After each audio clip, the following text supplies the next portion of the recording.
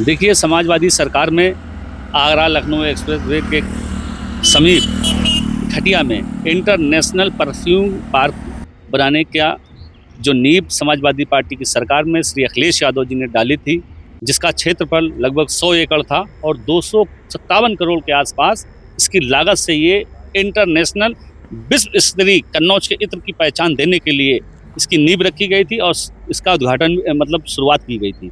मगर जब भारतीय जनता पार्टी की सरकार आई, जब से जो चार दीवारी समाजवादी पार्टी की सरकार में थी, उन चार दीवारी की रंगाई पुताई और कुछ लाइटें लगा दी गई और लगभग 65 भूखंड काटे गए।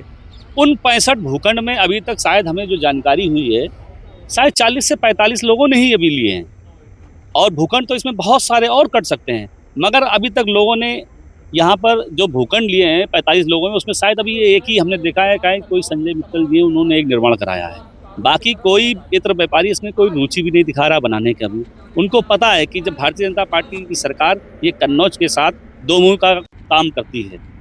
अगर विकास के पंख लगेंगे कन्नौज में, तो सिर्फ माननीय अखिलेश यादव जी की जब सरकार आएगी, तभी इस इत्र पार्क को विश्व स्तरीय पहचान अगर कोई देगा, वो सिर्फ कन्नौज के सांसद अखिलेश यादव जी हैं।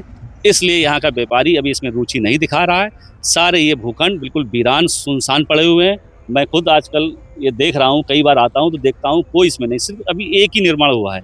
शायद एक आध लोग और रुचि दिखाएं बनाने में, मगर ये अभी वीरान पड़ा है। तो मांग करते हैं कि भारतीय जनता पार्टी इस पर ध्यान दे और जो हमारे राष्ट्रीय अध्यक्ष जी, जैसा कि एक जब मुख्यमंत्री थे तो उन्होंने एक डेलीगेशन ले गए थे कन्नौज से फ्रांस के ग्रासे शहर, तो उन्होंने उसी की तकनीक पर ये परफ्यूम पार्क बनाने का सपना संजोया था और उन्होंने नींव रखी थी।